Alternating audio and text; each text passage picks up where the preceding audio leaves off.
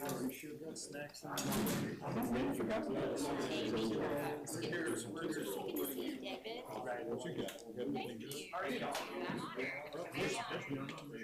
Hi, good to see you. Yeah. Good to see you. The podium there. Okay, sounds good. That's a hefty responsibility. Good to see you. That's right. This is This whole side's If you look at some of the, Mr. Riley. yeah, we're now. This is our third. Mr. Riley. Something that we do. I'm concerned. I didn't project. I am. He's developing. I have everything.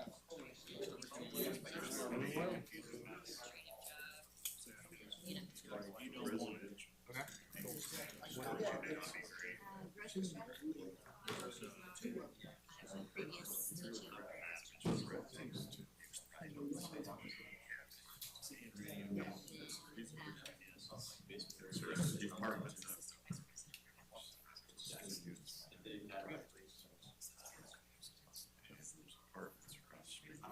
Cool.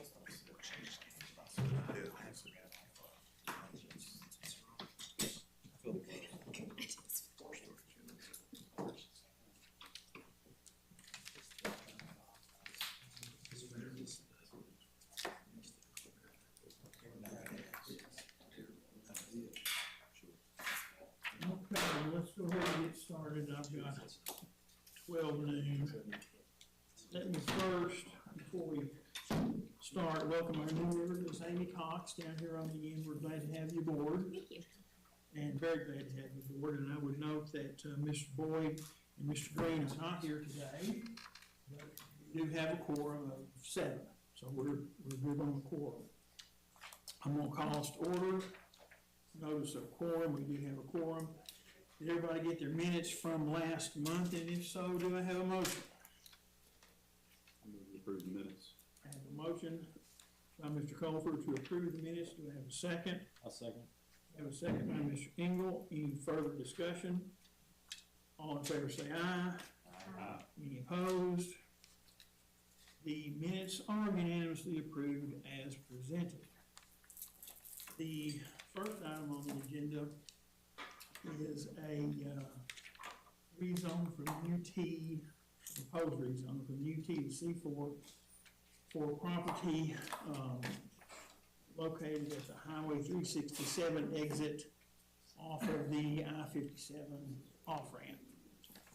Mr. Davidson, you're here to address this agenda item. Yes, sir, thank you. Please do, tell us what you got. All right, Mr. Jordan, thank you. This is a proposed rezone at really the intersection of South Main and Interstate 57. If you see there on the screen, there's a tract of land. It's wooded currently just north of Bowerman Trucking.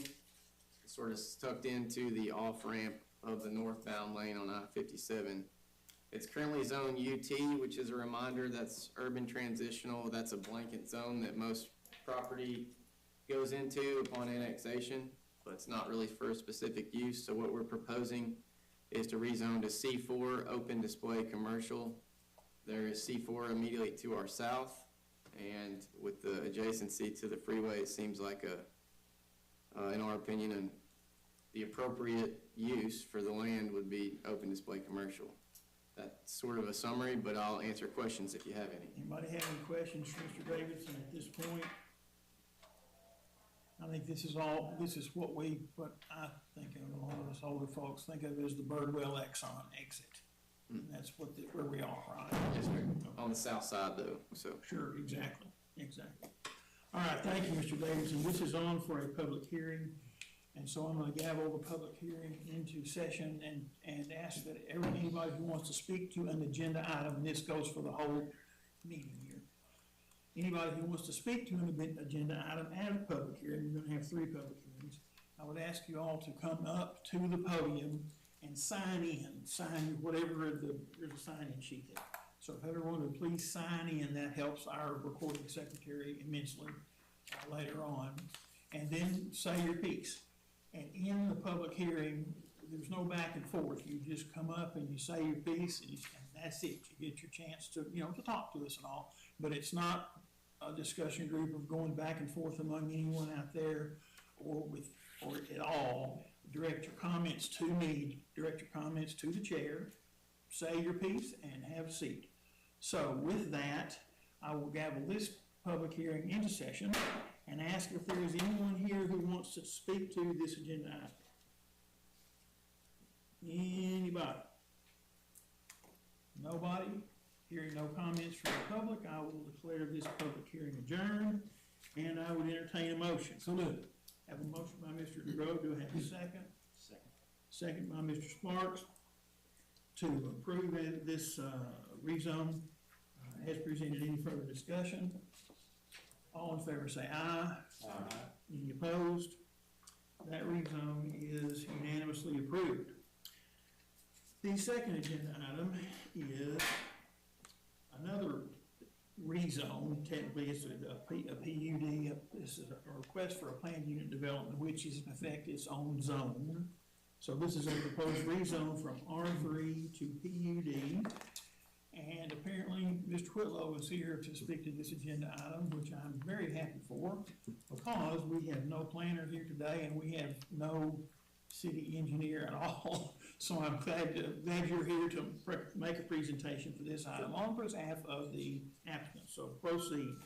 Sure, thank you, Mr. Chairman. Adam Whitlow, Whitlow Engineering Services, here today with Austin Riley and Ms. Pia, the owners of the property, 103 South Greer. We're asking today the commission to consider a plan unit development zoning plan, 103 South Greer, to allow a climate-controlled mini storage complex at that location. The adjacent zoning is kind of a hodgepodge. We've got multifamily, R1 to the south. We got C4, the O'Reillys to the southwest. We've got a C2, existing mini storage to the west, northwest of the site. And then R3, the property itself is R3, and it's got R3 surrounding that backs up to the east, and an R3 use on the north. We felt like this was, the PUD was the appropriate request in this, as kind of the unique nature of Greer Drive. Greer Drive currently accesses, it's not a through street. It accesses 3 single-family residences to the north of this site, and then it accesses the existing mini storage facility, the C2, to the west. When looking at potential uses for this, I thought the 2 potential uses would be either the multifamily or the storage units. We felt like the storage, the climate-controlled storage units would be the most productive use of the property, just because the trip generation, this typically 100 units, storage generates about 7 trips per day. That's equivalent to 1 multifamily unit. So we felt that would not tax the infrastructure, the access to the site. The PUD gives us a little flexibility, as we don't think we don't think this location should be zoned C2 outright. So I think that allows too many options there. So we felt the PUD would be of more restrictive nature, give the commission some control if there were some concerns there. It also gives us the flexibility to match the setback. Normal commercial now has a 45-foot setback, but the C2 allows us to adjust the frontage setback and accommodate Greer and match. We will be further setback than the multifamily that sits in front, so we will be in line setback-wise with existing structures in the front. We do plan to continue the half-street improvements along Greer. Currently, the curb and gutter and drainage extends about 1/2 to 3/4 of the way up on this property. We do plan to extend those improvements to the north boundary line. Beyond that, we'd entertain any questions or yield our time to the public, for the public hearing. Is this gonna be one single building? One single building, interior access, So climate control with an operations office. so you're meeting our facade ordinance, looks like on that, on the front. Right. And this PUD is going to provide that the usage, you mentioned that this is more restrictive than just a rezone to see something, commercial something. Right, see, This would, this PUD would restrict the usage to the self-storage unit. correct. Yep, self-storage, the specific request was for a storage unit, and an operations office, which the operations office is the little bump out there in the front. So Ms. Bia done a excellent kind of elevation there. But it's metal on the other three sides. Yes, is that right, office? So the neighbors on the back are gonna look at the metal building from the back. Right, So that wouldn't meet our commercial facade ordinance. I mean, it backs up to, so there is a fence proposed on the site plan, opaque fencing proposed. Larry, while we're talking about this, we don't have Mr. Stafford here today. Remind me what the commercial facade ordinance effect, say again about that. Well, anytime you can see it from the property line, that has to meet the facade ordinance. So technically, if you're on this corner of his property, looking down the side, you're gonna see the side, so that's supposed to have, but that's on commercial. This is a PUD, we can do whatever we want to on a PUD. They're requesting that not meet that facade ordinance on the side. And then on the back, you've got three houses back there, so that's definitely seen by the public. So that facade ordinance would not pass under a commercial setting. And I think that's important. That's something for us to know. Well, if you live back there, you don't wanna look at the middle building. I know you're gonna put up a fence, but that's 6 foot. What's the height of the building? What's the eve height, Austin? 9'6" on the side. So from my interpretation, from my understanding of the facade ordinance, as Richard explained it, was essentially three sides. I think the rear, as long as it could be seen from a street. So the rear is actually backing up, so, but with that being said, there is the requirement for dissimilar uses to have fencing. So the site plan does dictate, the dissimilar, where we got dissimilar uses on the multifamily to the south, residential, single-family residential to the east, to the north. We do have the fencing depicted that comes from the edge of the building over. Now, with that being said, this is a PUD, so there are considerations that can go into that.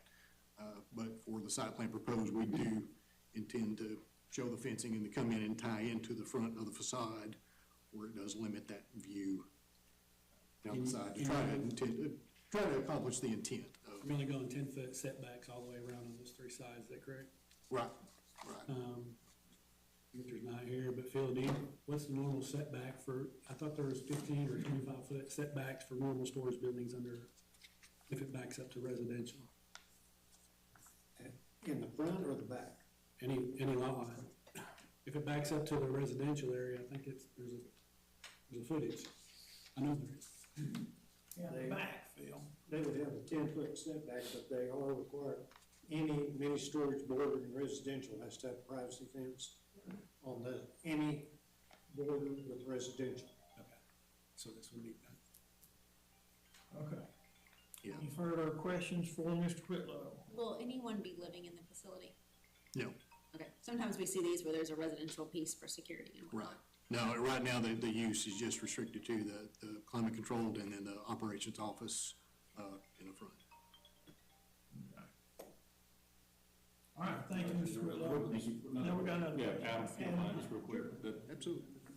Tell me again the reason for PUD versus a rezone to The C2 or something. Well, the PUD gives us some flexibility. I don't think the city would want a full-blown commercial C2 there. I think that would, because of the single point access to Greer, I think that would open it up to, if I was an adjoining neighbor, I'd really want to dial into what that use, you know, if you're gonna allow commercial, I wanna have some say and know, okay, this is the commercial it's gonna be. Plus, the PUD gives us the access to adjust that front, as opposed to asking for a variance, on the setback, and then, you know, whether we're gonna go around the side with the facade and stuff. This gives us the option to really just package everything up, let everybody look at it. Adam, what do you mean by adjust the front? The setback, I'm sorry, just the front setback. So normal setbacks on C2 would be 45 feet. So as they're proposed, we are less than 45 feet. We are, I think, 20 feet, but we are still in line. We are still set further back than the residential, than the multifamily that sits in front of it. Yeah, But since this is residential, you're only got a 25-foot setback. right? Well, but it's commercial use. So if we were going to do a full-blown C2, we'd have to adhere to the 45 feet. So my understanding under a PUD, if this is what he's projecting, I think somebody else already asked if all it's gonna be storage building, is they can't do anything else with this except for what they present to us, is that correct? yeah, So, in terms of footprint of the building and in terms of And the use. use of the property. That's right. Yeah, it's, the PUD has a heavier burden on the front side in that we have to just present design plans and at least some level of design plans showing, building footprint setbacks, parking and things of that nature. For what it's worth, the setback line on the front isn't really bothersome to me because it's commercial stuff on the other side of the street. And having a shorter setback on the front, a smaller setback on the front, doesn't appear to me that would bother anybody. But that's just a statement. Anybody have any other questions for Mr. Whitlow? If not, thank you, Adam. Have a seat. We're gonna open the public hearing now, same thing as before. Anybody who has comments on this agenda item, please come to the podium and sign in and say your piece. Just for clarification, sir, the facade, they mentioned that the facade was needed for just one side. The facade is needed for 3 sides. under the commercial, it's all three. It's anything that you see from the road from any part of the property. So since there's 10-foot back under a commercial setting, under this PUD, it's whatever we approve. He can go ahead and, he's requesting just do a facade on the front and nothing on the 3 sides. My understanding is that it would still be subject to the facade. The rezone is tied to the plat.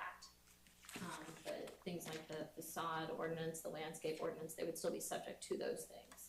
It's the plat that is tied to the rezone. But in his petition, he's requesting that right now to not meet the facade ordinance instead of having to go do a variance afterwards. If you choose to. Okay, so then that's another vote here. Is that what you're saying, Gabby? That PUDs are subject to the facade ordinance On and the if- 3 sides. on the 3 sides. So this PUD is requesting a variation from that. So if we were approving this PUD, if we approve it as presented, then we're approving it, and we're also approving a variation from the facade ordinance. Is that what you're getting at? I thought we can do it all at the same time, is my understanding. When you do the Because- PUD. Because it's a commercial use, it would follow the commercial design. Right, but he's requesting a different design. It's not commercial, it'd be PUD. Well, he's still The use is requesting, still commercial. but he's requesting in his petition. That's right, so if we wanted facade on 3 sides, we would have to say, we approve with facade on 3 sides. But if we approve it as presented, Then he's getting metal on 3 sides, correct. yes.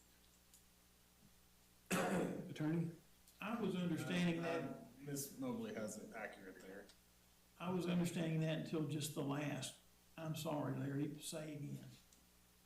His petition is, and what his presentation is doing, we really need to go ahead and put that picture in with this too, is he's requesting just to do that normal commercial facade on the front Yeah, and not on the other three sides. yeah. So by him presenting that with this, and we approve his PUD, then we're approving everything he's presenting to us. And that- just like, well, let me see, has he got sidewalks down there? Yeah, you're saying we're approving the facade, that's what you're saying. Right. Yeah, if we approve this application, we're approving the facade portions of this application. And your half-street improvements does include sidewalks? It is not, there's no sidewalks there now, so this is the. But isn't that part of our High Street improvement?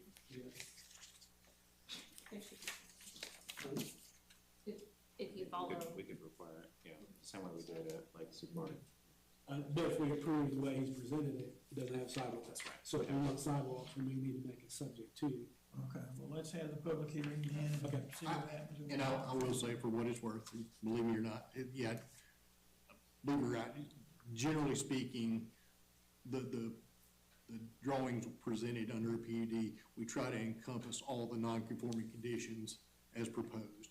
Anything not specifically proposed would fall back under the character of the development. So, you know, if we didn't specifically say, or if we didn't specifically address, fencing or something like that, it would revert to what the commercial use would be. But in this case, like I said, we presented the facade, presented the setbacks, presented everything we currently see as non-conforming in with PUD.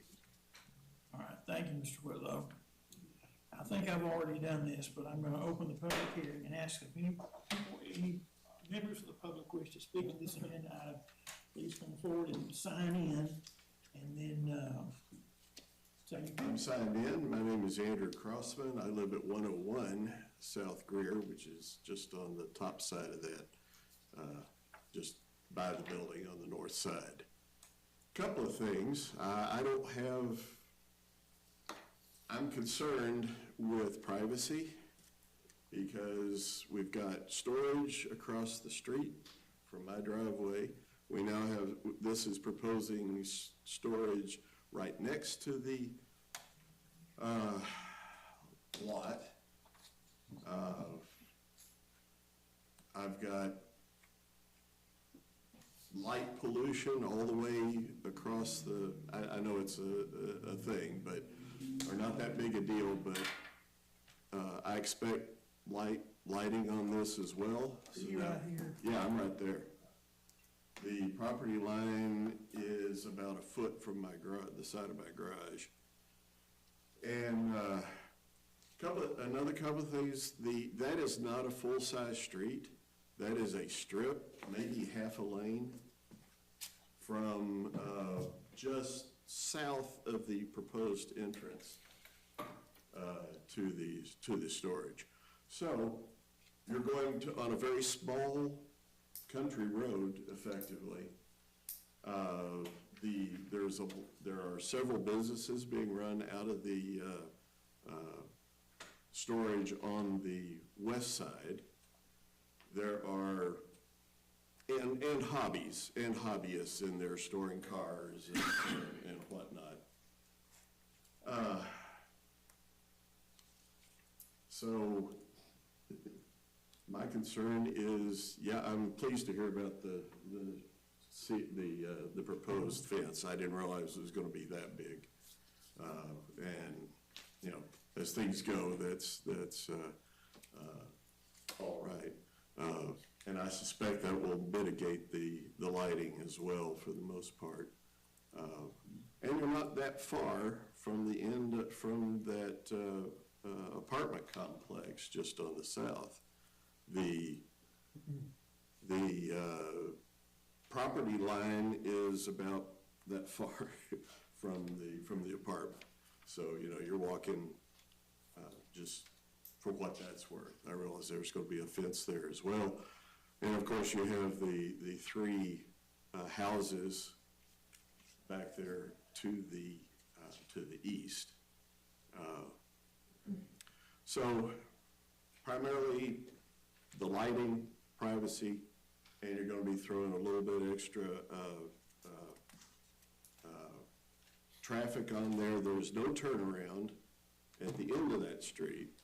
So Anybody turning around is doing it in someone else's property and would have to back out. There's no sewage past the, to my understanding, I should say, past the end of the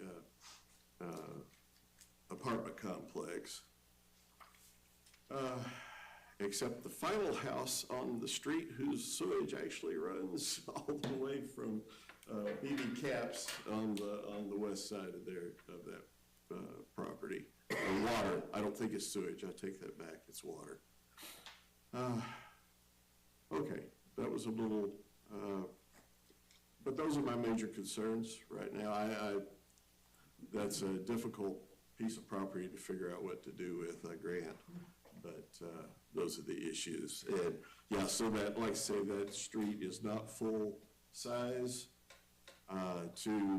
It would have to encroach on property on both sides in order to even put a sidewalk if you're talking a lot along those lines. So anyway, thank you very much.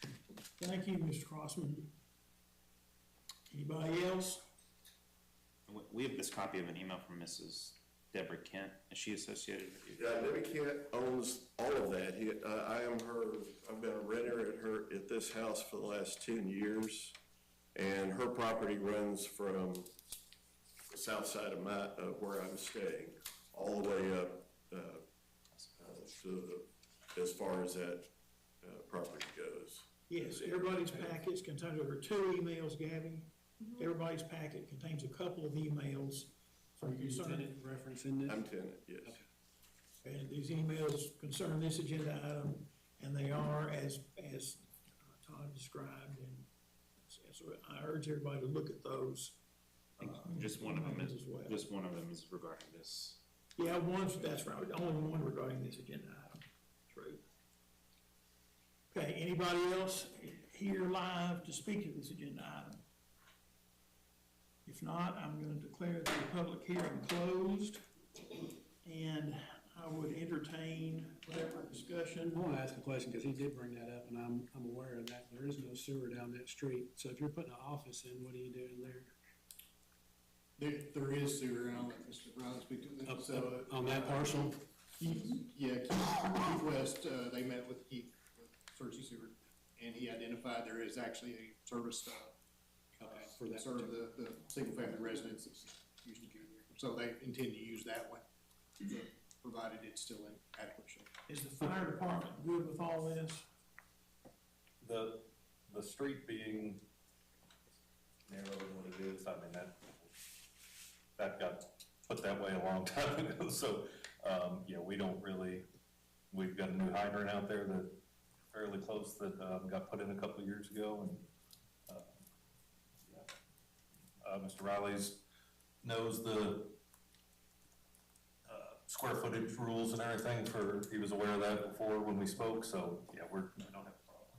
Phil, what do you're the only staff person we got here today, kind of. You got any comments about this? We reviewed it, if Mark was here, he would say the issue is,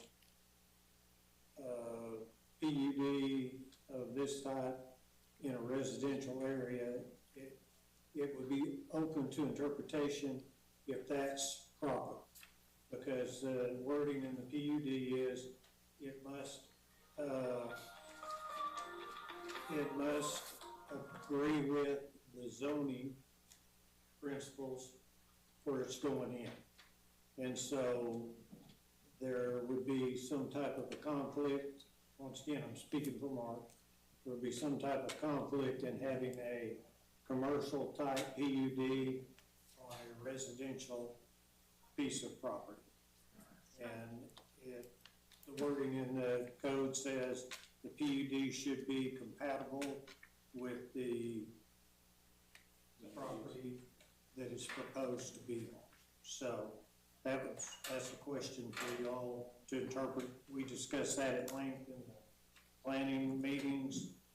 Richard felt like that it was up to the planning commission to make a decision and say, well, yes, we are on residential, however, this is an acceptable use for that.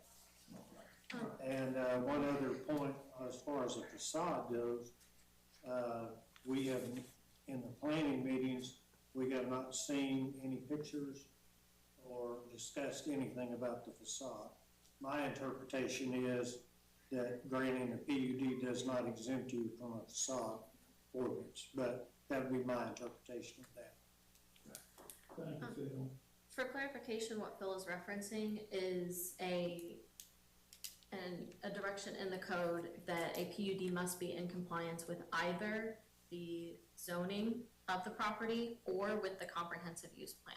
So he is correct in that it is not in alignment with the current zone. It's currently zoned residential. However, in the comprehensive use plan, and this was,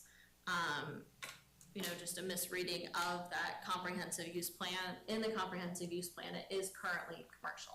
So that doesn't keep us from being able to move forward with this, should you choose to. And Mr. Stafford did leave us with some comments here, and they are in part as follows. The comprehensive use plan says the area is to be, it is part of a corridor commercial. Then he went on to say that if debating commercial versus residential, I think, this is Mr. Stafford talking now, I think there is a good case to be made for the commercial with a dead-end street that leads to existing storage. So by that, Richard is saying that there's a good case to be made that this could and should be commercial. Also, I'm so sorry, the other comment, that Mr. Phil made was about the facade. The images that are in the slides today were presented after the deadline to me so that they could be included for that presentation. So that's for you to view. That has not been reviewed by the staff. That would be the staff's first time viewing the images that are included with the application. But if we approve this PUD, we can stipulate that the facade on the front has to meet our current commercial set. You can, and you can approve the PUD as it is. That's why I asked if one of those pictures can be included with this application. That way, you know what it's supposed to look like. You can choose to do that. Is that what you plan on doing? Is that, that picture of that facade, that's how you're gonna make it? Very similar, yeah, I mean, that's a preliminary rendering, but yes. See, that's the thing, that the facade has not been reviewed by the staff. Typically, it's not in a PUD review that, just like, think back to like Legacy Park, they propose different land use and different zoning setbacks, but we're not reviewing individual projects on this potential development. So it's not uncommon for a PUD proposal to not have these facade details comprehensively settled by the time that the PUD is proposed. Right, so you're saying. So they typically still have to abide by the facade ordinance unless there's something specific to what's being applied here, what's being applied for that. Well, and they're asking us, I think, to not have to comply with the facade ordinance. If it's in the application, I think we would have to say that it needs to meet the facade ordinance if we wanted to meet that. Yeah, exactly, and it bugs me a little bit, or maybe a lot, I don't know, that the staff hasn't even seen the facade aspect of this. So I don't know what to do with that. We did have printed copies of the same pictures you had at the review meeting. I mean, they were there on the table, we passed them around, everybody saw them, but there wasn't a lot of discussion about it. I wasn't present at the technical review meeting, but in terms of the application materials that were turned in with the application, those were ones that I received after the fact digitally. Okay. Well, so if we do the PUD, then they'd have to come back to get a facade ordinance variance or conditional use, or can we go ahead and approve it with the PUD? You can vote to approve it as it's being presented with an altered facade, with the landscape as presented with no sidewalks. You can vote to approve that. You can, I know previously you've added a condition where you said that sidewalks had to be added, and likewise you can also approve the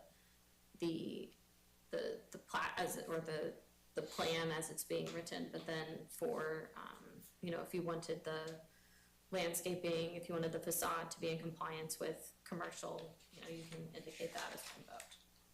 Is there any other non-conforming pieces of this, PUD other than the sidewalks and facade? All of it, because it's residential. Well, I know that, but like, Front setback, front setback. Front would be setback. Now that. the front setback. okay.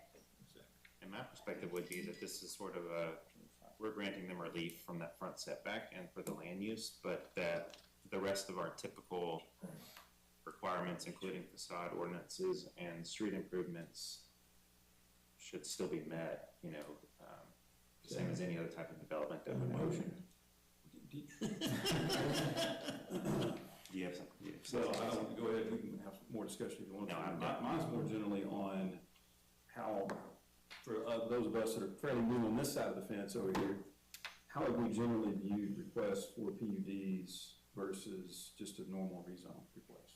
I'll answer that, because if he is correct about if you go ahead and do C2, let's say, and we did this out there behind New Life, we approved the C2 classification. On C2, if you look at all the things, you can put apartments in there, you can put commercial buildings in there and all that kind of stuff. So if we rezone this as commercial, then they can do all those things. By doing a PUD, they're stuck to this. This is the only thing they can do. And if they want to do anything different along commercial lines, then they're gonna have to come back to us to get approval to do so. That's right, it's a planning unit development is in fact its own zone. It's a custom zone, Right. and the rules are whatever we say they are, pretty much. I agree We with don't you. require some demonstration that it be unique, or there be some other. I guess my concern is about rezoning by PUD and being very in details of. Are there what are the requirements, Gabby? Those standards are on page 3 of the report for, the development standards for PUD. And do you mind if I jump in there, Gabby, and tell me if I'm wrong, because I printed out the PUD requirements, and under 442D, it just says planning commission will only consider PUDs of less than 1 acre when it can be demonstrated by the applicant that use of the property cannot be made productive under normal zoning regulations. Where did you read that? It's 442D. No, you're in the code Yeah, itself. you've got more than what we've got. We got, okay, that's. Can you repeat where you are? 442, you said? Yeah, 442, You said more than 1 acre, less than 1 acre. which this is. Yeah. Right, this is less than an acre. And it won't fit under normal R3 zoning.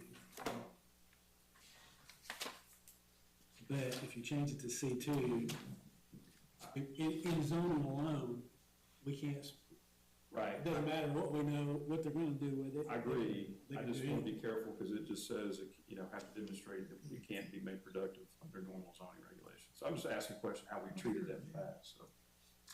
That's correct. So the piece that you are citing is, these are PUD applications shall meet the following criteria before they will be considered for review and approval. So that's 442 for PUDs, and then the one that he was referencing was there are no minimum size restrictions. However, the planning commission will only consider PUDs of less than 1 acre Which we're doing right now. when it can be demonstrated by the applicant that use of the property cannot be made productive under normal zoning And regulations. that's what Casey's got underlined here, and that's what we're talking about. So we gotta decide what's. We got to decide whether this property cannot be made productive under normal zoning regulations. You can build a house there. Exactly, yes. And that's the thing about this, you know, that's the problem here. You can't really expect anybody to build a house there, I don't think, you know. This is a Not the commercial across the street and. yeah, nobody's gonna build a house there. And then, a quick comment, Mr. Chairman, and then if they followed a traditional path of having it considered for rezoning to C2, then they would have produced evidence of not being able to make it productive because of the setback adjustment. So but for the setback adjustment here, they couldn't have made a productive storage unit facility. If you're tracking me, so to your point about, hey, nobody's gonna build a house there, okay, rezone it commercial. If it gets rezoned commercial, then they would still bring you the PUD or a variation of some sort, articulating they can't make it productive unless they receive the So setback. let's just cut to the chase, right? and skip the C2 part, right? And make a decision on the PUD. But I think that's a good point. I mean, because that helps me get there. And it aligns with the comprehensive land use plan. Yeah. That, and it's kind of a transition piece, cause like, Mr. Costin said, is those buildings across the street, those are big 900 square foot buildings with garage doors and all that. You're not gonna have those type of vehicles coming to this facility because everybody's bringing their product into the doorways, and then they get because these are controlled environments. If you've ever been in controlled environments, it's a big building, you got the air conditioner and heat and go and all that kind of stuff. So you're not having vehicles pull into these buildings. Yeah. I was gonna let you make that nuanced motion, but you want to make. I make a motion to approve, subject to existing facade ordinance requirements and street improvement plans that are currently. Meaning that those have to be met or somehow dealt with some other time than today. I'll second that. That's right. Okay, I have a motion by Mr. Sparks and a second by Mr. Culver. And to approve with those conditions. And that includes Clarification, is that sidewalks. facade on Street. 3 sides?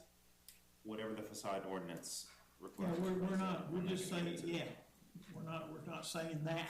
And then the half-street improvement includes the sidewalk. Yes. All right, I have a motion and a second. The motion with the contingencies. Can I- Yes, One more thing in there is the owner of the property here. Because if we change this PUD, it's no longer R3. If the sale goes, are you the owner already? Yes, sir. Oh, okay. all right, we're good, okay. All right, I have a motion to approve with the stated conditions. You got those conditions right, Gabby? Yes, Mr. Chairman, and also, just for clarification's sake, for both the past agenda item and this agenda item, the motion is to make the recommendation to city council to approve the rezone. Yes, exactly. On all this stuff, we're just recommending to the city council. We're not actually doing anything other than that. For the new ones on here, if something has to go to the city council to approve what we do, it has to be a majority of all members, so it would take 5 votes to pass it. And if doesn't need to go to the city council to pass, it's just a majority of present. So with these 3 agenda items that are public hearings today, they all go to the city council. So we have to have at least 5 votes to pass it, 5 out of 9. Okay. A motion and a second. Any further discussion? All in favor say aye. Aye. Any opposed? That motion passes unanimously. All right, thank you, Mr. Whitlow. Thank you. That application, the motion passes. Okay, the next item on the agenda is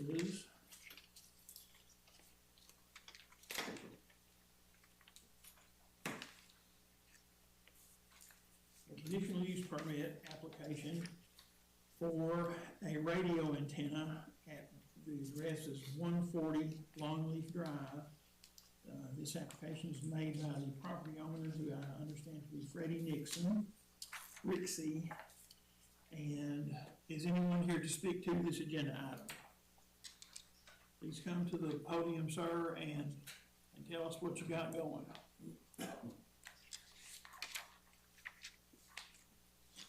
I haven't lived in the city limits in 50 years. I was not aware that I needed a permit to put the tower up. When I was informed I had to get a permit, I immediately went down and applied for the permit. I've done everything you ask of me. We don't blame you for not knowing. You're in time so far. I'd ask that you approve my permit. How tall is your tower gonna be? It'd be 40 feet. All There's 130-foot pines all around the property. right, 40 feet high.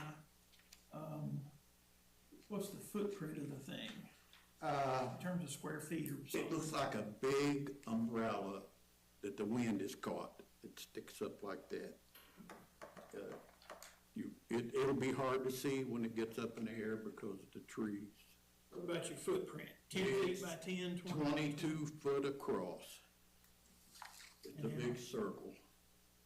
The antenna itself is made up of house wiring. Okay, so it's a circle, Yes. 1 foot circumference, I guess that is. Okay. Anybody, we're gonna have a public hearing on this. Anybody have any questions at this point for Mr. Rixey, realizing you can ask him questions later? Is there like concrete in the ground? Yes. What are the dimensions of the concrete on? It's 4 feet deep and 3 foot square. Okay. Thank you. Thank you, Ms. Mobley, that's what I was trying to get at. Gotcha. What about, if you don't mind? Sure. What about guy wires or other anchor points? I'm sorry, I can't hear you. Not like guy wires or other anchor points? There's no guide wires. Ron says I can put that tower up to 45 feet with no guide wires, with the base I've got in the ground.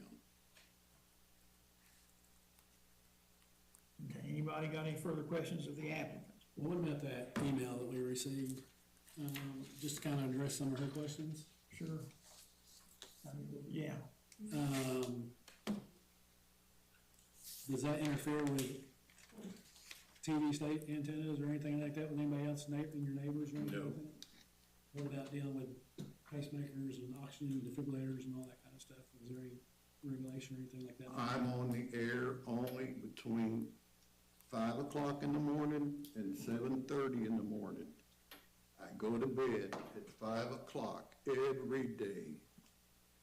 If somebody says that I'm interfering with them, well, the question is. my equipment is The off. question is this thing gonna interfere with somebody's pacemaker? And if you don't know, tell us you don't. I don't know. Okay. Is there any sound that comes from the tower itself? No. It doesn't play music, my equipment don't play music. It don't tear up CD players.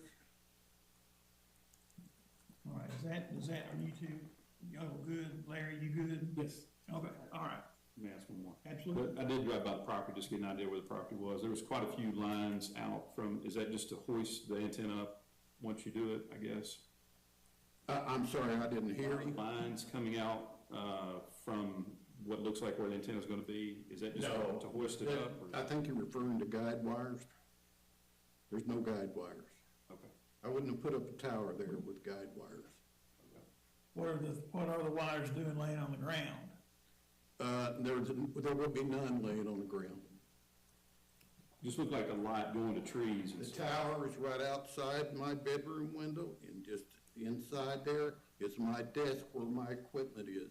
It'll come off the tower about this high, and then go Thank in you, the sir. window. Casey, what did you, Currently, Yeah. right now, what is in the trees in your property? There's a 12 gauge wire, household wire. And what's the purpose of that? It's an antenna. Will those still be there when you? It will still be there. it's there now? Yes. And it will stay there? Yes. Does it have anything to do with this tower that we're talking about? No, Okay.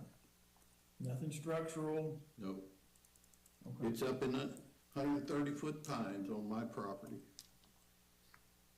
Okay, all right. All right, thank you, sir. You may have a seat.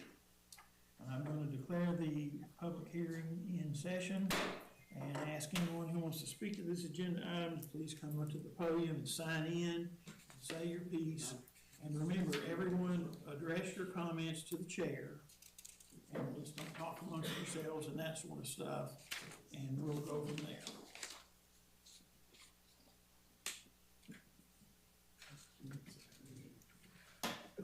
My name's Mark Davis, and I'm on the board of directors for the North Central Arkansas Radio Service. We're a local radio club for amateur radio operators in town.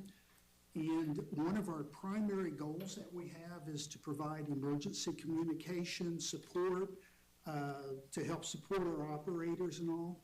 And on behalf of NCARS, we would like to really encourage the approval of this. I've been operating for 50 years this year. A 40-foot antenna really, by amateur standards, is very small. That's quite small. The footprint is small, about 3 by 3. The tower comes up. The antenna is not very big. It is shaped, as he mentioned, like an upside-down umbrella. Not big, doesn't take up much room, so it would be really small to look at.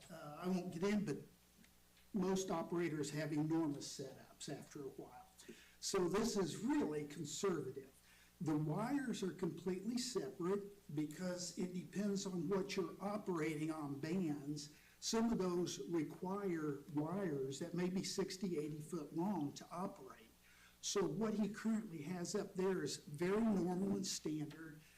Generally, as he mentioned, those are between trees and limbs. They don't interfere with anything. I've got 3 of those up in my yard, plus a 40-foot tower. No guys. I have absolutely no problems with it at all.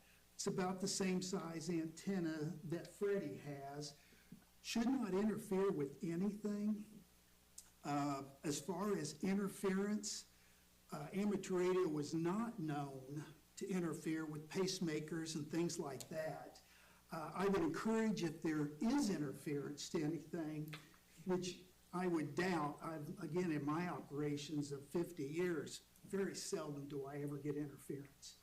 If there is, rather than come to the city group to take your time up on something like radio interference, there is another avenue to contact the Federal Communication Commission. They deal with it effectively. They've got an office set up for that. We're used to that. NCARS would be more than happy to go out and check if someone says, I've got interference. We would help with that. The FCC really strives to get approval for local operators on towers and such. So we really, really encourage, with all the use of it, approval for this, as well as for emergency communications. We support CERC, we support the emergency group here. We're licensed with them. We support cross-country for floods, hurricanes. We've been involved in those. So with all of that, this really goes beyond just local. It has a lot of broader service involved. And that broader service really is for the good of people, not just for a hobby. So we would encourage that. And if you have questions, I'd be glad to answer them to the best of my ability and see if I can help maybe sort through things. Anybody have any questions for Mr. Davis? All right, thank you, Mr. Davis. Thank you for your comments. Okay, who's next? My name is Chris Lowe, and I'm just actually speaking on behalf of a friend of mine who lives at 128 Pinion, which is on the north side. He's on the corner. This house is on the corner, so he's not directly across the street, but the next one over. He's actually, my friend is Ken Graves. He's in Brazil at the moment.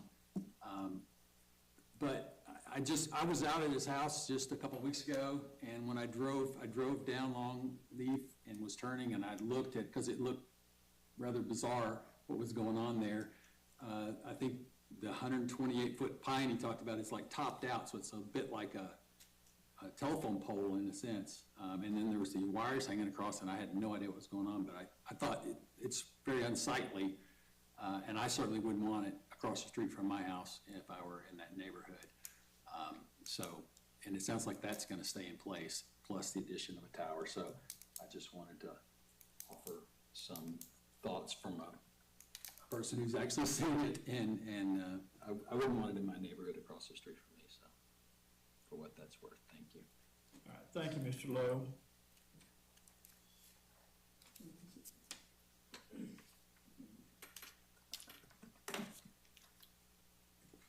Okay, who's next? Anybody? Mr. Jordan, my name is Keith Webb. My father built Pinewood Estates. My brother and I own 9 more lots in Pinewood, plus the 100+ acres to the north and east and west of it, which we're gonna develop into residential, single-family dwellings. And I understand about the ham radios and their importance, but it's to see a 100-plus tall stump sticking up in the air is not very sightful for a residential neighborhood. I don't know what else to tell you, sir. Thank you. All right, thank you, Mr. Webb.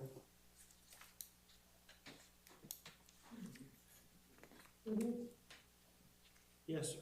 I've signed in. My name is Roland Aldrich. I'm a resident here for the past 7 Say your years. name, sir. Roland Aldrich, a resident here for the past 7 years. I've been a ham for 67 years this year. I've had a lot of public service in my background here, but I want to emphasize that this is a very low-profile antenna. It's only 40 feet, self-supporting, designed by Roan. All the engineering is public information from Roan in Peoria, Illinois. He's conformed to everything. It's freestanding. The triangular tower is 18 by 18 by 18. I have one that's only 12 by 12 by 12 that requires the wall bracket to be self-supporting. He isn't going to be operating it on ham bands from 20 meters to 6 meters, so he has to be at least 34, 35 feet up, and 40 is certainly a reasonable accommodation as is required by you people, by not a law, but a public regulation called PRB1. Well, I haven't had the benefit of seeing what's been submitted, but I hope that all of you reviewed what was sent to you in a packet. I have not seen it. I do have a copy. In fact, I furnished the original to Freddie a couple months ago. Again, it's a very low-profile antenna. He described it as an inverted umbrella. It is about that. Very low profile, very low wind resistance. It is not a 100-foot stub. It's a 40-foot with a low-profile antenna on the top. It does not have a big aluminum array like most people have to do the same job. Again, I wasn't prepared to speak, but I feel so badly that an unsubstantiated claim brought all this to a head, because this is setting a precedence. There's never been need for a conditional use permit for an amateur radio tower in the city of Searcy. Do you have any questions to ask of me? Apparently not. Thank you, sir.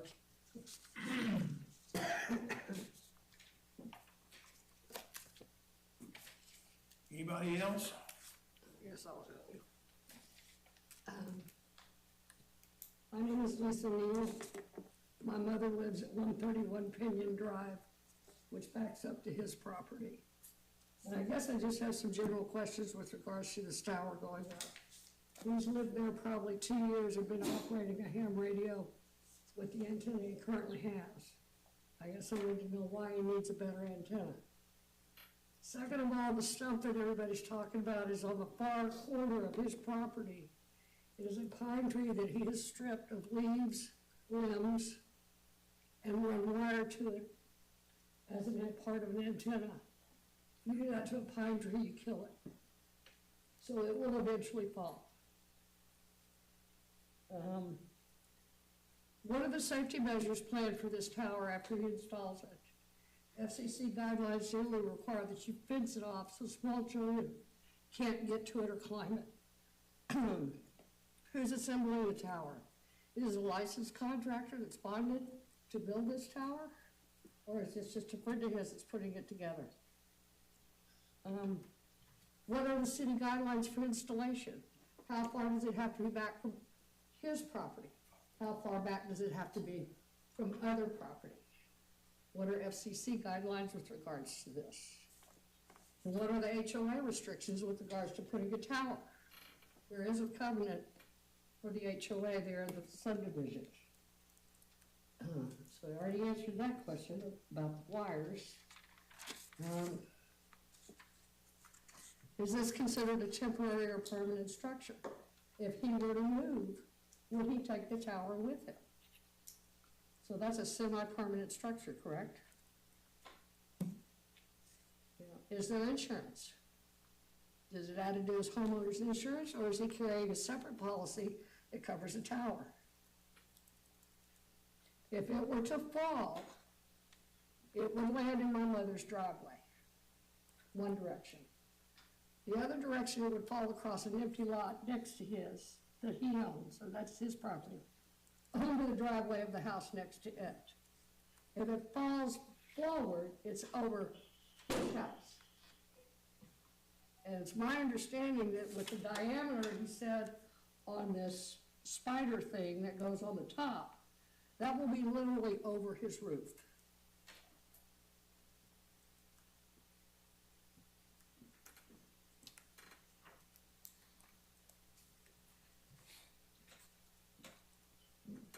I just have some concerns with regards and the devaluation of the property once this thing goes up. It's not pretty.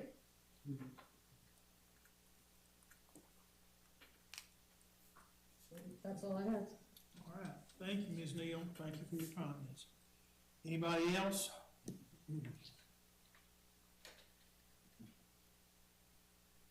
Yes, sir, I'll let the applicant talk one more time, and then that's it for rebuttal type thing. The lady is wrong. If it fell, it would not fall on her property. I measured this off before I put it in that location. It will still be on my property. And this gentleman right here, ask him how often he mows that property he owns. Thank you, sir. Anybody else? I'm declaring the public hearing closed. Keith wanted to say something else. I wanted to ask a question. Okay, I'm sorry. Well, I've already ended the public hearing, so why don't you ask him a question? What's your question? If the tower goes up with the guy wires and all this stuff that's in the air now, will it come down? He already answered that. He already answered. It's not guide wires, so I don't know what. I don't know.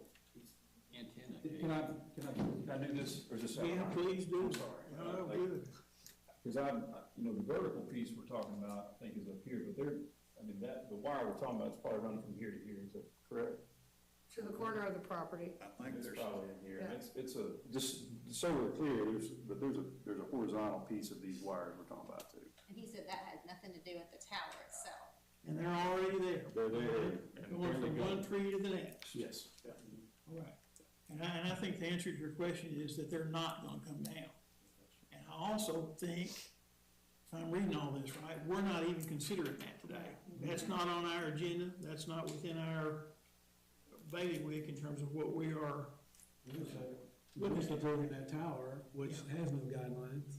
Yeah, so that's that. And as far as the hauling, if you look at the measurements on the lot, it's 158 feet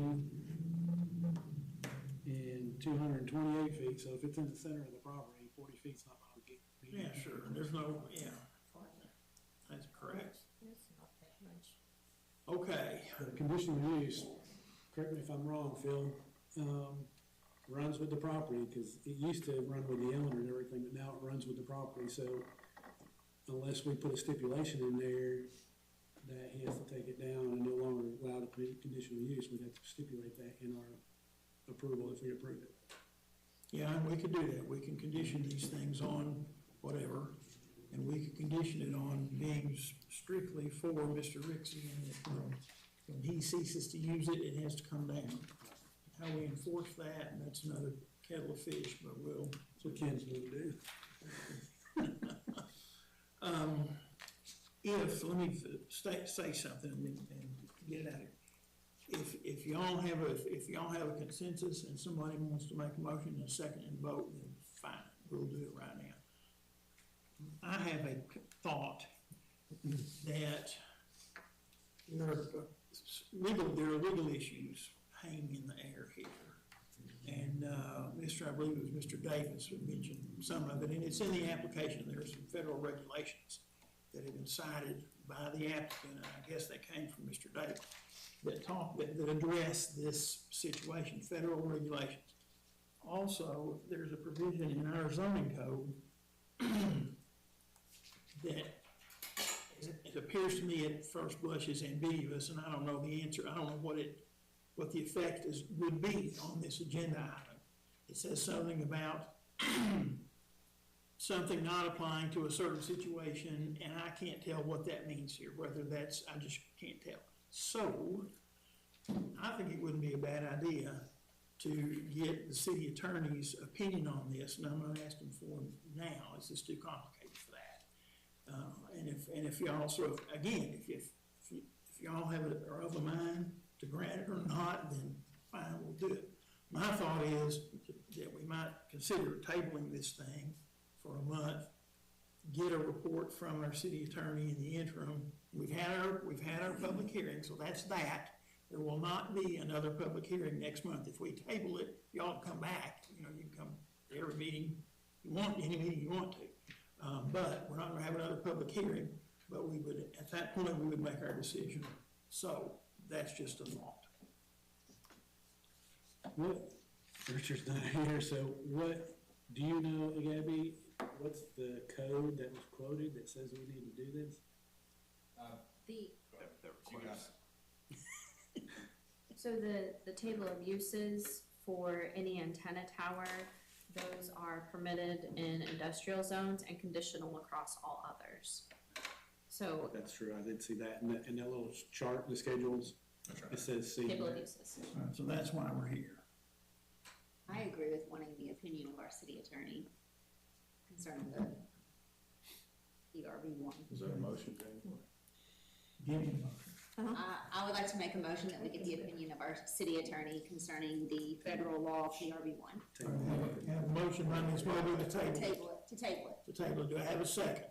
Second. Second by Mr. DeGroat. Any further discussions? All in favor say aye. Any opposed?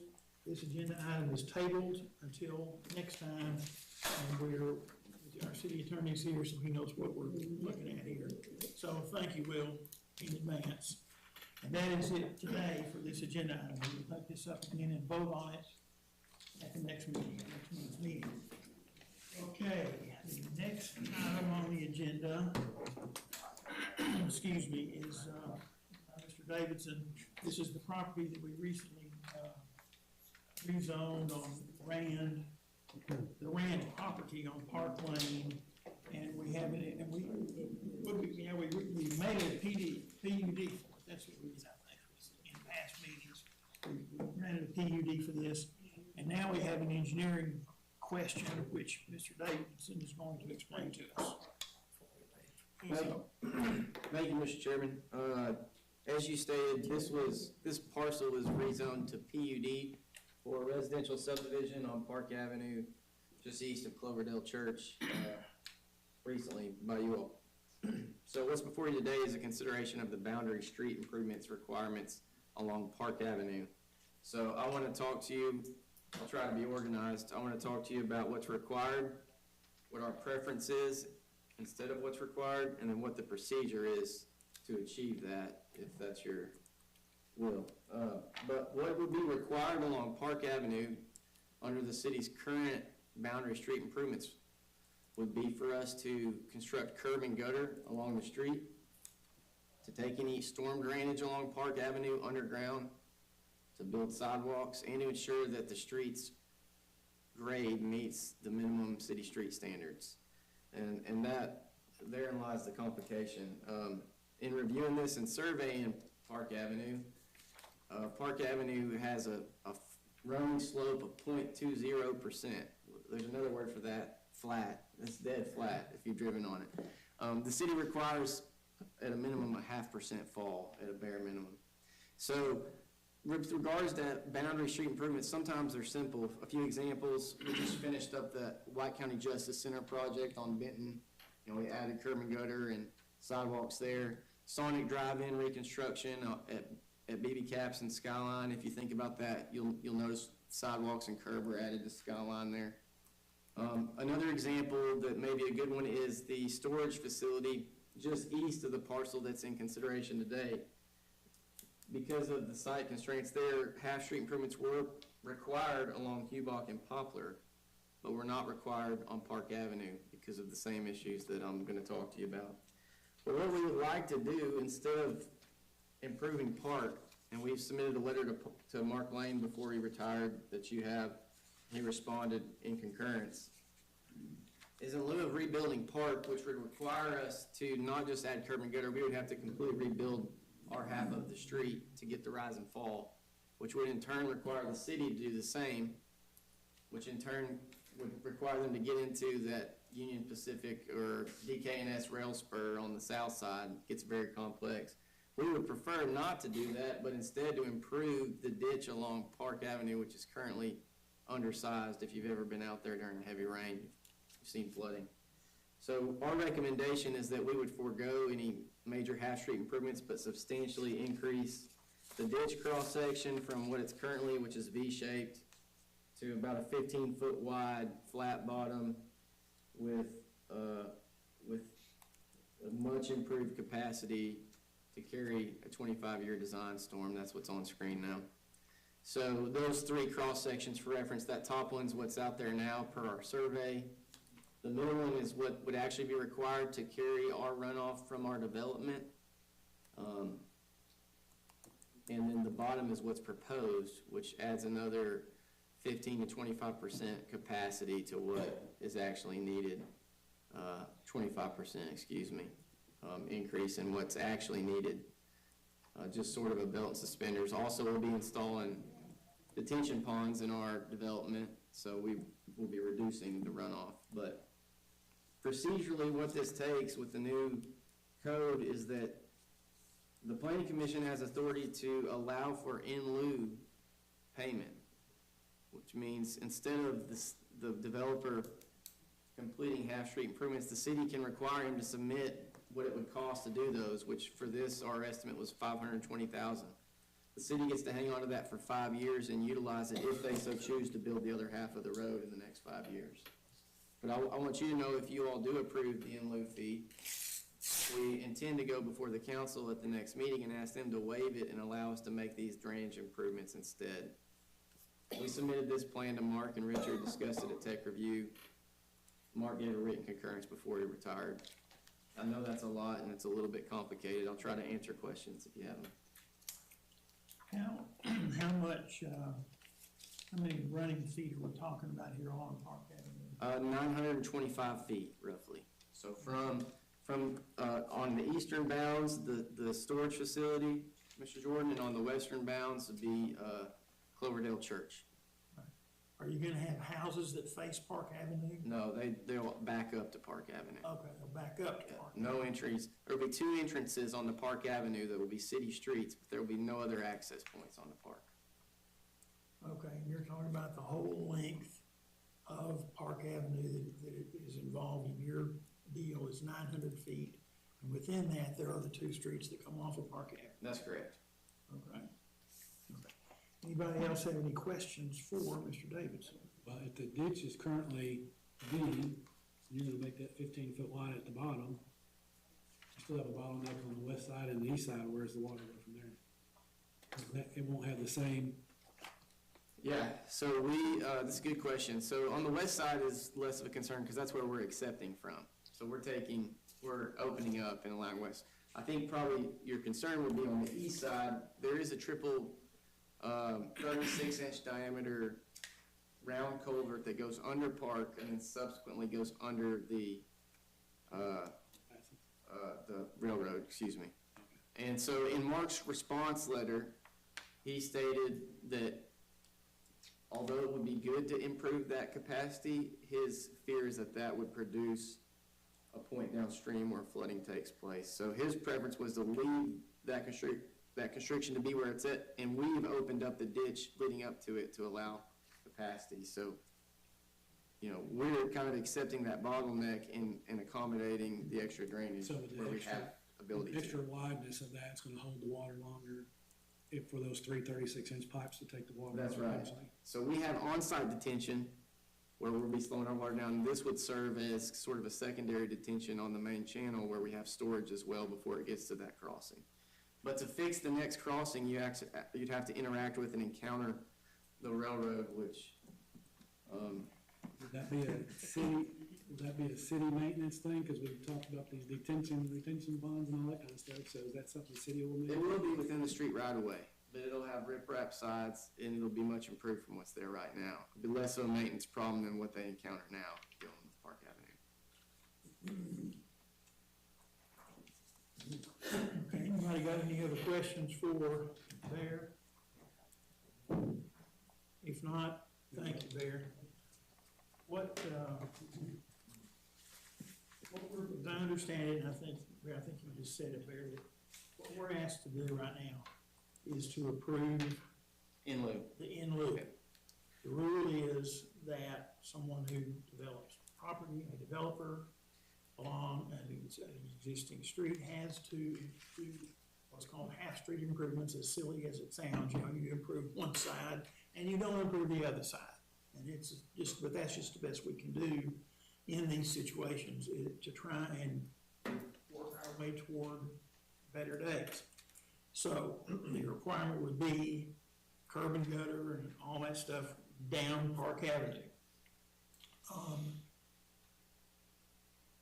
But we, as the commission, as a planning commission, have the right to allow the developer to make an in lieu of monetary contribution instead of doing the stuff.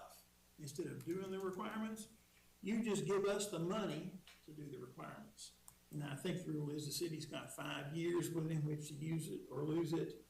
And theoretically, the city then could use that money sometime in the next 5 years, at some point where the city decides to improve the whole thing, both sides, that kind of thing. So what we're asked to do today is not to approve the ultimate thing that Bear's proposing here. We're not approving The waiver. the grass, and we're not approving we're not saying that there shall be no curb gut. We're just saying that we're gonna allow them to do the monetary, give us the money in lieu of that. Then they do that, and they're very candidly saying that they're gonna go to the city council, and the city council can, of course, do whatever they wanna do. So we don't really have to get into any of these other issues. We wanted to know it, and we appreciate knowing it. But we're just talking about the in lieu thing today. That's our only issue. And I look at the in lieu requirements here, and they're heavily enough worded in engineering lingo that the horizontal line of the existing street pavement or right of way is such that the required minimum radius center line alignment is not obtainable, and it goes, I don't know what it means. However, the last one says, these are the conditions under which we can approve in lieu. The last one, number 8, the city engineer determines that in lieu requirements would be in the best interest of the city, period. And I think that's what Mark did before he left, and I have great trust in and respect for Mr. Lane, and I have always gone by his recommendations, so I'm good with that. So, yes, Mayor. Mr. Jordan, I think this is an important part of this discussion too, because I know that walkability and connectivity is of concern across the city. And by doing away with it in lieu of, I know there may be concern about the sidewalks not being there, but this is a portion that it does fall within our raise grant that the city has been awarded. And so we are actively engaged with Craft and Toll to do the engineering and environmentals and all the studies for active transportation network, which does extend down Park Avenue, even all the way to Kensett, which would tee us up for additional applying for federal grants. So we can improve that area of town through grants in the future. So if that is a concern, that concern should be alleviated. I did speak with Mark Lane about this as well, and we have a thumbs up as far as the city is concerned. Very good. Thank you, Mayor. We do appreciate that. I make a motion, we approve it as presented. I have a motion by Ms. Mobley to approve as presented. Second by Mr. Sparks. Any further discussion? All in favor say aye. Aye. That request is unanimously granted. Mr. Davidson. Now, I'm going to adjourn. Don't anybody get up. I'm going to adjourn the planning commission meeting. And I'm going to call in session the Board of Zoning Adjustment meeting. So the Board of Adjustment is now in variance request on a sign. Is there anybody here to talk about this? Yes, sir. Yes, sir. Please come up.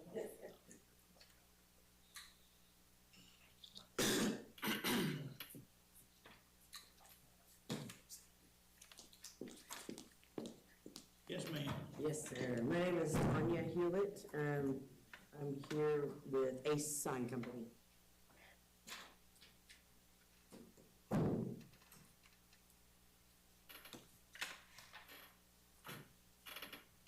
Go ahead and take your time, you're signing in.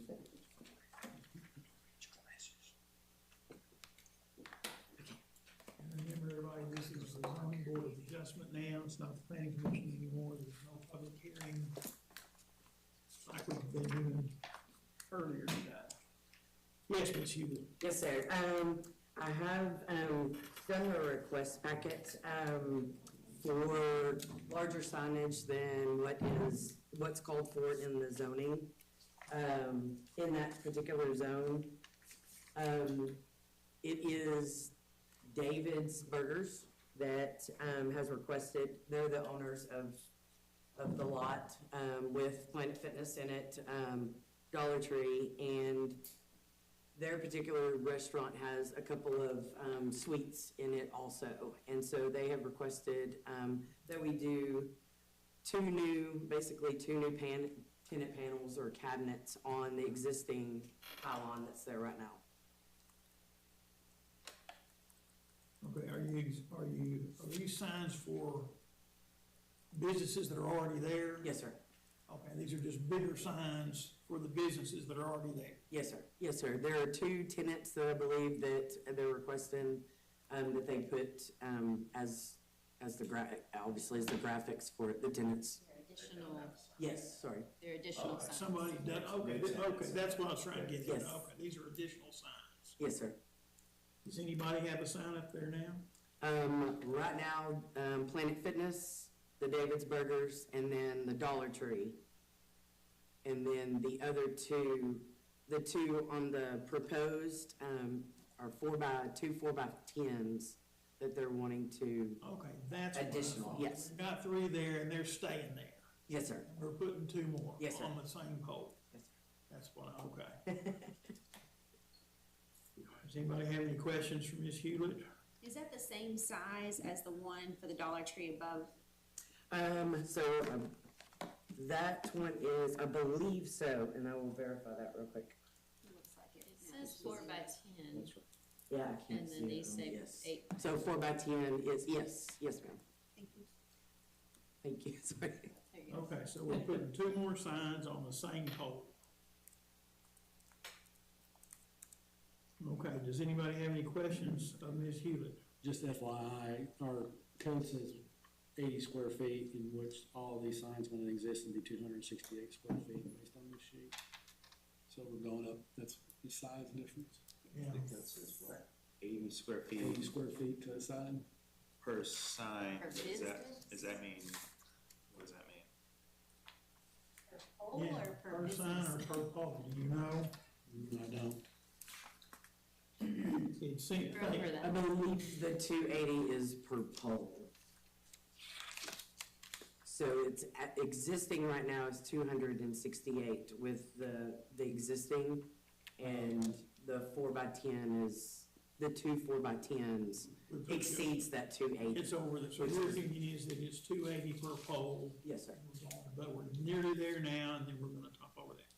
That, maybe Mr. Stanford would have a different opinion, I don't know, but, he would, I presume he would have let us know that. It just as a preliminary, it seems to me that more signs on the existing pole is better than a new pole with this, I assume that's allowed, is that what is allowed under the current guidelines? A new pole with new signage for these businesses would be Did permitted? they do that? No. The whole property is limited to, Yeah, that's what I Right, thought. so for freestanding signs for multi-tenant structures and joint identification,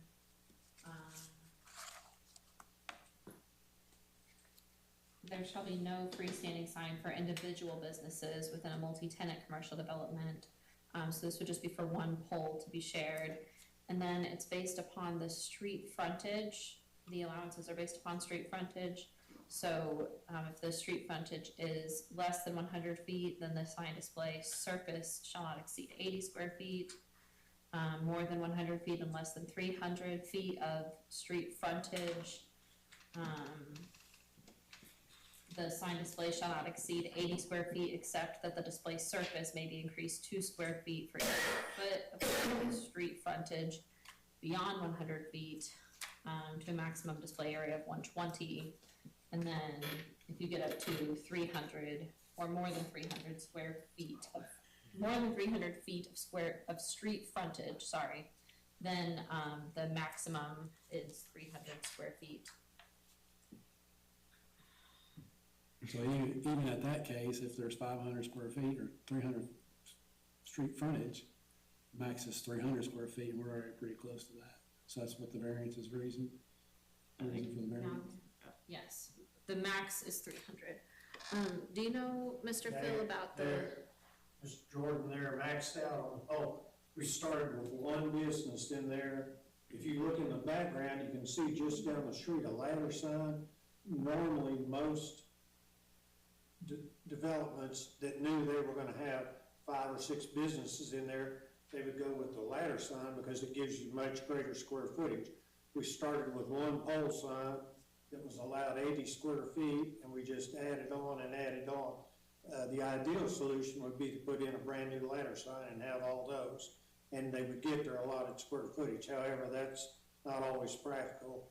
They're maxed out on their current square footage, and the variance would allow them the 2 additional panels, which still, though square footage wise, are much less than some of the other tenants, just a different style sign, and the requirements are less. What you'd be granting is extra on that pole, but nothing out of the ordinary with anything that's up and down the street. When you say a ladder sign, you mean 2 poles on each side, and the signs go up in between? That's one right there. Yeah, I'm seeing, yeah. What you would expect at a shopping center, and then they start granting, on that ladder sign, they're granted more square footage for each panel. So that would certainly be an alternative, but what they're doing is not obtrusive or gonna be anything that's out of line. In fact, honestly, less than some of the ones. That's what it's looking like to signs me. up and down the street. That's what it's looking like to me. Are there any future plans to add more structures to this lot that you know of? Not that I'm aware of, no ma'am. And she said something about somebody having 2 out parcels, and maybe this takes care of both of them. I think within the David's Burgers building there are 2. The David's Burgers building has 2 additional tenants on the ends, and those panels will be for those 2 tenants. H&R Block will be one of them, they're already there. And there's 1 additional suite on the end of the, opposite end of the David's Burgers building to rent out, and they'll have that other panel. And that's, So and they that's just it. inherited a lot of businesses on a pole sign. So there's no building for another business to go in. I mean, not yet. But is the it? plants was closed and they split it into 6 businesses or something. They also own the Dollar Tree building, which is now vacant, but they'll have a panel for that tenant in the old Dollar Tree sign. And let's Their address- retailers in there, and then 2 additional for their building. Mr. Sparks just made a comment, just theoretically, Planet Fitness could close down and split that building up into 10 different things, and they'd want 10 different signs. But if we, at that point, they'd have to come to us, right? And we would that would require the ladder thing or something. Probably so, at that point. Yeah, okay. I think this is a lot like the other things that we have in the city, like having sidewalks and all that stuff. We've gotta clean it up. I mean, this, you come off of our interstate, this is one of the first signs that you see. Yeah. And, I mean, you look down the road at, is that River Chase, is that the name of that, shopping center? I mean, they have the proper signage, and if we start letting this, we're already over what we're supposed to have. So adding to that, I don't think is a. But what about the argument, Jamie, that what they're gonna have to do if they're gonna get signs at all is to take that one down and put in a 2 thing, and that's, to your mind, that's preferable? Yes, sir. I think that's what the code contemplates, right? I mean, you've got more square footage allowed for those ladder signs. That's what we're hearing. Yes. Gabby? The code doesn't dictate the type of sign. A ladder sign would be a way to achieve. It just specifically says a pole sign is limited in total square footage. Is that what I'm? Single pole. Single I pole. think what you said. And then, also included in your packets on page 5 of the report outlines, the guidelines for what would need to be met in order to grant a variance.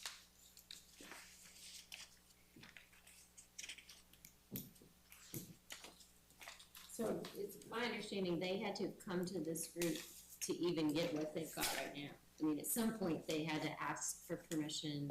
They're within the parameters of the Oh, law they are right now. There's X number of feet that's allowed on this, square feet allowed on And this they're pole. right at it. And they're right at it, and now they want more. But And I agree with Ms. Mobley, but I also agree with Phil, that just doesn't look so bad. But in our variance procedures, is a little bit different than the planning commission, is the variance is undue hardship to the applicant. So how does this mean undue hardship? Yes, they wanna make more money and put a tenant in there and have a sign for them, but it's not our problem if they have to spend another $3,000 or $10,000, put a. You're right, the undue hardship may rule the day here. We had that situation earlier where an applicant had to tear off the side of his building. And generally speaking, our job here is not to save landowners money. Right. Our job is to do for the city. Which looks best for the city. Best for the city. Has anything been submitted to prove a hardship on this application? The only thing that I've submitted has been, where there's opportunity on that particular to put another, cause technically, from what I understand, you can have, Planet Fitness can have a sign. Dollar Tree could have a sign, and because they're all separate parcels, they could all have a sign, but there's restrictions. Their parcel. It's all, yes. This is not their parcel. So this isn't their parcel, but Planet it's Fitness a could have part a sign. of, right, so I don't know how this part became, but at the, so I have had to show where we did the survey, and the only hardship that I can think of is that there's no other place to put any other pylons, whether it's double or single pole. Because What the city's saying though is you can put the double pole, the ladder sign, and have more space, so you could accommodate all those places. So you could put a double pole and have more than 200 and, Apparently so. more than 280? Yeah, and you could put it right where that one is. Is that correct? Yes, you can tear it down and build a new one. As long as that pole's within the current ordinances and everything, is it so far? Because a lot of times those are grandfathered in, and I've run into that before, where, the law 20 years ago was 20 feet off the road, and now it's 40 feet off the road, or whatever it might be. Phil? There will be no possible way for them to put a ladder sign on the front of their property due to utility easements. There's an 8-inch water line and an 8-inch sewer line between their parking lot and the street, and those both carry a 15-foot easement. And there will be no possible way to put a ladder sign between their property and Race Street. The current sign is there and can remain there. If they were to try and add additional poles, especially for a ladder sign, they would be in the utility easement. So if they were to do a ladder thing, they'd have to put it further back into their property. It would have to be way back in their parking lot, yes. It could not be anywhere on the grassy area because of we've just dealt with that with the utility lines running through there. There's a water and a sewer with two 15-foot easements. So that's a hardship. Yeah, it does, doesn't it? You asking how much total square footage? I could do the math, but Well, it's 260, she said 268's already there plus 80. so we've got Okay. 80. 348, So how much? 348. Sound about right? Yes, sir.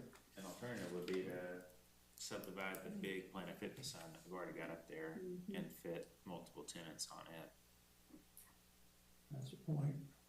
And or make the, you could make those 2 foot by 10 foot, like take the Dollar Tree down to 2 foot by 10 foot, add one You underneath don't it. see it. 2 foot's not long as long. Well, I mean, that's what all the businesses beyond, you know, Yes, ladder that's signs. what the other ones are. It's much smaller. That's what we do in strip centers. Yeah, you could consolidate within the square footage that you have now. Mm-hmm. And that would stay in compliance. Who owns this pole? Planet Fitness? Mr. Allen Bubvis with David's Burgers, basically David's Burgers. David's Yes, Burgers, sir. guys. Does he own the Dollar Tree building too? Yes, sir. He owns that. Except for Planet Fitness. Nope, he owns it. Oh, he owns Planet Fitness too? I thought that was all one parcel, but I heard you say it was different parcels. Well, I'm talking different businesses for an individual sign for each one, but it is one, it's Based on the code, one lot. he's only got one plan per parcel. And is this all one parcel, Gabby? Is Dollar Tree, David's, and Planet Fitness all on one parcel?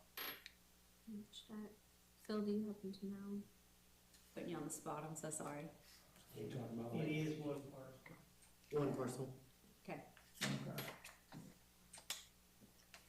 You could get, you know, 2 3-foot by 10-foot signs, plus another 12-foot by 6-foot sign for Planet Fitness up there at the top. If I'm that's another alternative if we're reviewing all the options here.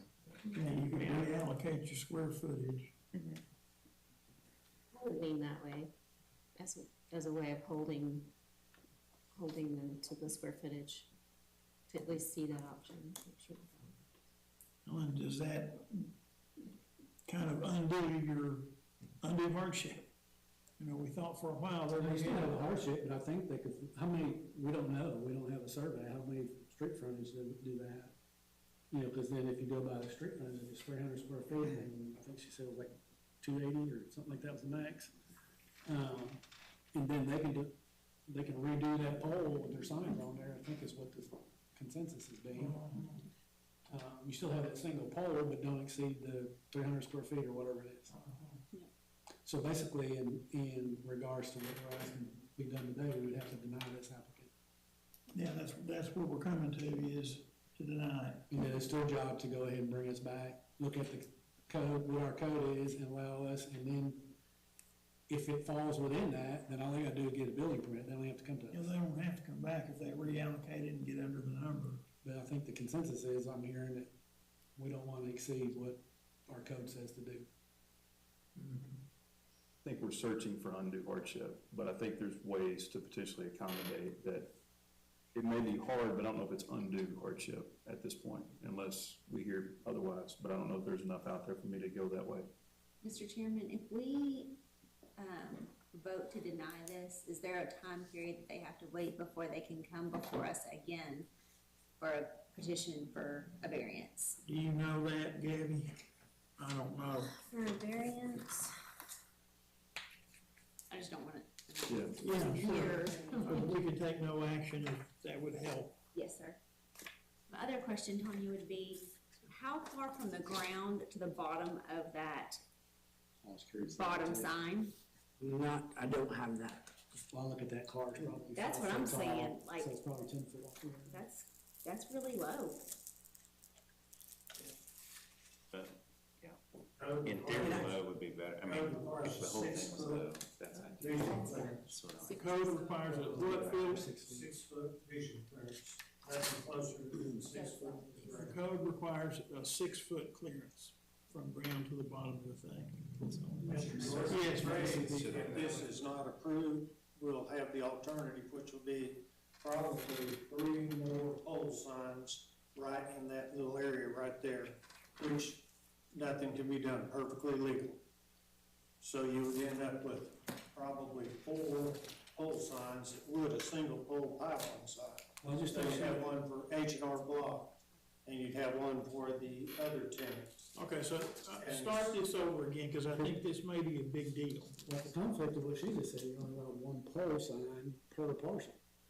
Cause it's all one parcel. Per business.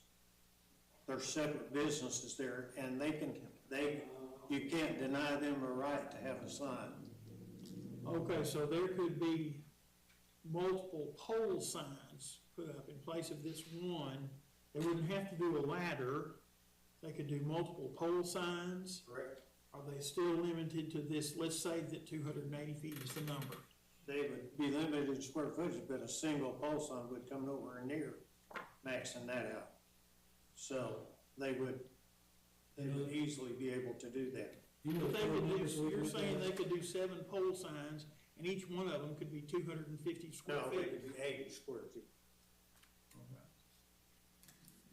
If I may, Mr. Chairman, just answer one of the questions that was asked. The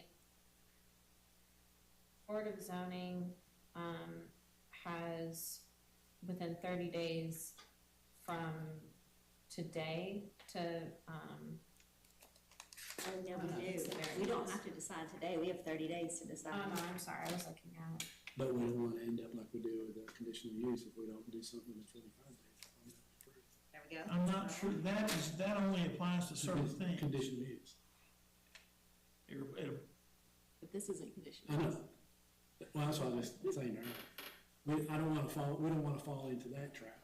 Yeah, we don't want, if we don't take action, if that statute, that ordinance applies to this situation. I thought, I asked Richard this very question a couple of months ago, and I remembered him saying it just applies to Conditional use. I just believe. conditional uses, okay. Yeah, not the PUD and that kind of stuff. in terms of reapplication, they would not be able to resubmit, for a period of 1 year if they are denied. On variance? The effect of denial of a variance, no application for a variance that has been wholly or partly denied by the Board of Zoning Adjustment shall be resubmitted within a period of 1 year from date of said denial. So if we table it till next month, are we gonna be in trouble? Tabling's not a denial. Gabby, where is I'm sorry to put all this on you, but where is the rule that says if we don't take any action, then the application is automatically approved after 45 days? I believe that's a plat. So I don't believe that would apply in this case, but I Planning commission business, not variance business. That's another thing, that's a planning commission rule. And I thought, I was remembering the way Gabby did that Richard said that 45-day thing applies to plats, to subdivisions or something, but if the 45 days, we're not the planning commission now, so maybe the 45 days just does not apply to us, we think. The code also does, just in response to Mr. Gill's feedback, each single tenant structure is allowed a freestanding sign, and so Planet Fitness, remind me, does it have a separate tenant in that Planet Fitness building? It's just Planet Fitness. I think according to this, Planet Fitness would be allowed one freestanding sign, and then this separate building with multiple tenants would be allowed. And then Dollar Tree, and then one for the Dollar Tree. Is it one per business or not? I don't know. It sounds like it's one per structure. So, you have 3 structures.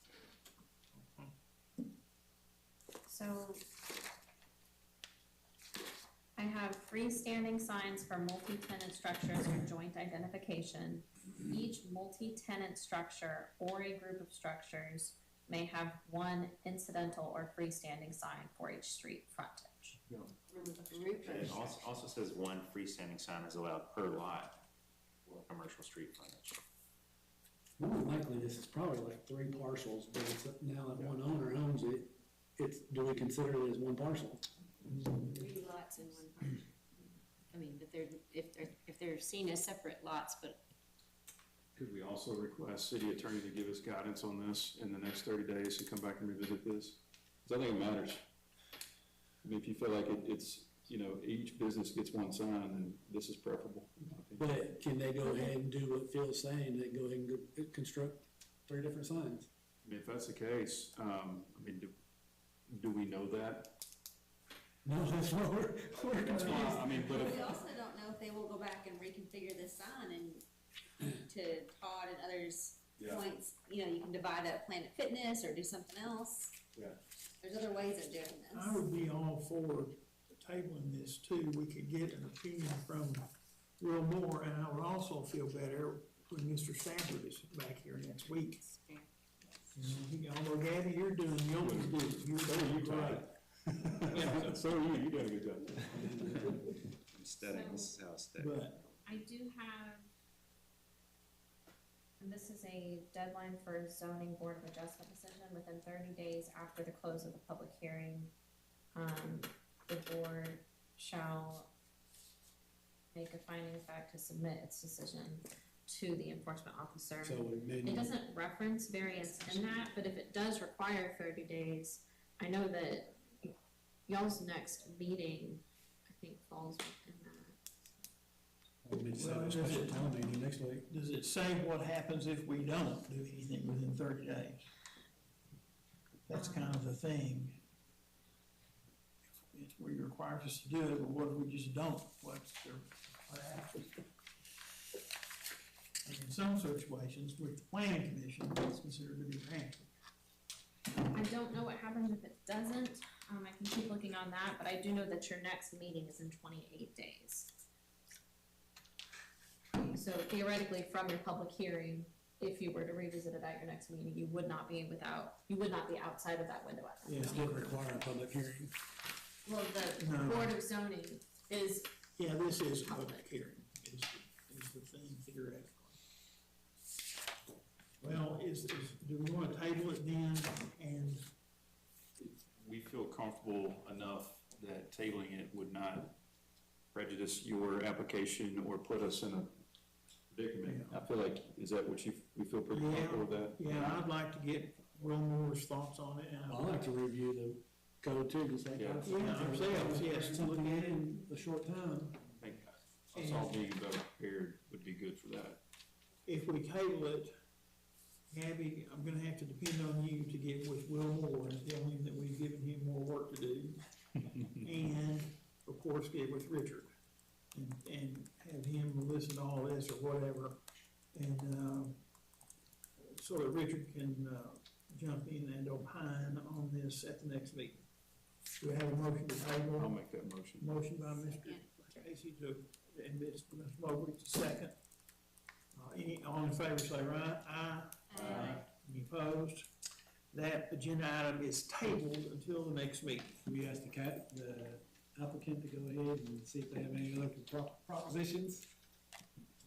Cause you know our concerns. I mean, whatever, I mean, so if we're tabling it, just cause. So I need to be back here, do I need to be prepared with anything, or? That's up to you. Well, and, yes, that would. What we're trying to do is help. try to stay within, cause that looks, when you're looking at that, and then you look at all the signs in the background, and all the telephone poles, it just looks like a mess right there. So when you're coming off exit 46, and boom, that's what you see, is that right there. If we can combine that, you know, get that down below or within that limit, and then you wouldn't have to come back to us. If you can get in with that 300 square feet or whatever it is, then. Yeah, then you're not risking a rejection. Right, no. It's what it kind of boils down. But, I mean, there'll be cost in that, but that's really not an undue hardship on the city to go ahead, or what we're looking at. Now, it is, according to Phil, a hardship to go ahead and put a double pole sign there, so. And Gabby, what we need to know from opinions from Richard and from Will Moore are what the applicants, what we need to know is what the applicants' alternatives are if we say no. Are they gonna be able to, are empowered to go out there and make it worse if we say no? You know, that's part of what I want you to ask them to do. Okay, did we vote? Yes, we did. Okay. We just need to adjourn. We are adjourned. Yay, thank you. Yeah, nice to meet you too. We found the street We don't. We don't do